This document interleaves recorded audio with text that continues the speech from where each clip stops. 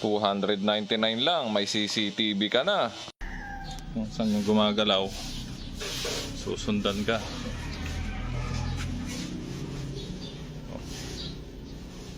Tapos ang maganda rito, magno-notify siya sa cellphone mo na may tao dun sa pwesto.